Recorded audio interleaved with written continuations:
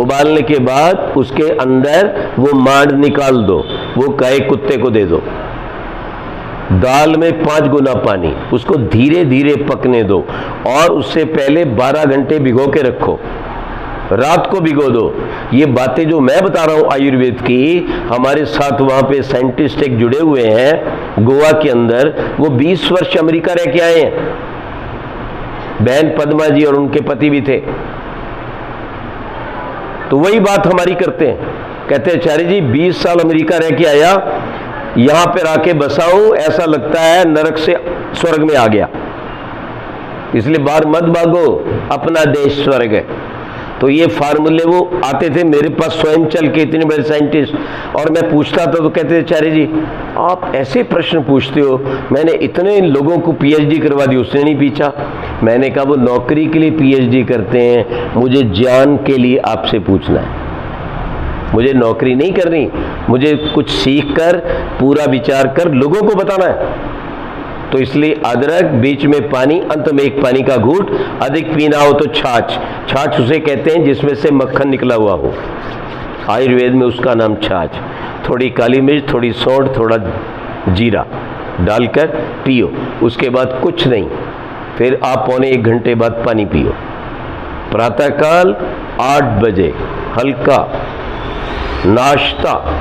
नाश्ता का मतलब क्या है? नाश्ता, पेट को नाश्ता। फल और दूध आदि, दलिया ले लो, पोहा ले लो, जैसा शरीर है उसके अनुसार देखो। फिर आपको भूख लगेगी तेज, 12 बजे खाओ आप, उसके बाद आप बीच में पानी पीते रहो और कुछ चीज़ की जरूरत नहीं है पानी पीने की, ध्यान रखो इस बात को। और उसके बाद फिर आपको भूख लगेगी 3-1 बजे, कोई भी फल ले लो। कच्चा और भोजन साथ साथ मत खाओ। सलाद का पूरे आयुर्वेद में कोई विधान नहीं है, ध्यान रखो, कोई विधान नहीं है। खाना है तो 1 घंटे पहले खाओ, साथ में खाना है तो स्टीम दे के खाओ, वो अच्छा नहीं है। एक पका हुआ गया, एक कच्चा गया, कच्चा पहले पकेगा, पके के बाद फिर रस बनेगा, वो डबल ताकत आपकी खींच लेगा और वो दूसरे को तंग करेगा। इसलिए अंतर है, दोनों का डाइजेशन सिस्टम अलग अलग है। या तो 1 घंटा पहले सलाद खाओ अथवा बाद में खाओ, भोजन के 1 घंटा बाद। फल भी खाना है 3-4 बजे, अपना फल जो लोकल मिलता है उस फल का सेवन करो। और चाय, कॉफ़ी, लिम्का, कैंपा, ये ब्रेड, ये पिज़्ज़ा, ये बर्गर आपकी जान ले लेगा, आपके बच्चों की जान ले लेगा। आई बात समझ में? बाजार का कोई तेल नहीं, कोई डिब्बेबंद चीज़ नहीं जिसमें प्रिजर्वेटिव पड़ा हो, ध्यान रखो इस बात को। ये सेवन नहीं करने का बिल्कुल भी। और आपको अपना नींबू पानी पियो, गुड़ घोल के पी लो, ये काम करो जो लिखा आयुर्वेद में, उससे शरीर ठीक रहेगा आपका, उसका आप सेवन करो। फल ले लो, फल का जूस मत पियो, वो आपको वायु करेगा, हानि पहुंचा देगा। जब भी जूस निकालते हैं उसमें वायु पैदा होती है, फिर आपको पीना नहीं आता और वो बनाने वाला भी जानता नहीं है। अगर पीना ही पड़े अचानक बीमार आदमी को तो अदरक, काली मिर्च डाल के, जो वायु को मारता है। ये नियम किसी को नहीं मालूम, इसलिए सब रोगी हैं कहीं ना कहीं से, ये मैं कह रहा हूँ। और 1 मिनट शांत, अभी बाद में बताता हूँ। और इसके बाद फिर आप सायंकाल भी शौच जाने का प्रयास करो। प्रातःकाल उठते ही पानी पियो, थोड़ा टहलो, शौच जाओ, और सायंकाल भी उसी तरह थोड़ा पानी पी के शौच जाओ। दोनों समय शौच जाने का विधान है। और उस समय फिर आप प्राणायाम संध्या करें, फिर सूर्य अस्त से पहले 7 बजे के लगभग भोजन कर लें, ठीक है। और वही तरीका भोजन का जो बता दिया वो करें। और उसके पश्चात फिर आप लगभग 8 बजे भ्रमण आदि करके, कम से कम आधा घंटा चलना चाहिए रोटी खाने के बाद। 8 बजे के लगभग थोड़ा कप दूध पियो, भूख के लिए नहीं है, वो अमृत है, वो आपके दिन भर के भोजन को पचा देता है। और रोग जिनसे आते हैं, नमक और दूध को मत मिलाओ, खीरे और दही को मत मिलाओ, तिल और दूध को मत मिलाओ, ये सब रोग का कारण है। आपके ऊपर व्हाइट स्पॉट्स हो जाएंगे, सफ़ेद कुष्ठ हो जाएगा। खटाई को नहीं मिलाना है, याद रखो, खटाई और दूध नहीं, नमक और दूध नहीं, दही और दूध नहीं, और दही के साथ खीरा नहीं, ये रोग का कारण है। ये बहुत सी चीज़ें बाकी आप YouTube पे कभी जाएंगे तो शायद मेरा एक प्रवचन मिल जाएगा, स्वस्थ सुंदर रहने की कला, उसमें भी आप देख सकते हैं। तो सायंकाल फिर आप भ्रमण कीजिए, समाचार देखिए, उसके बाद कुछ स्वाध्याय कीजिए अच्छी पुस्तक का, और 9:45-10 बजे सो जाइए।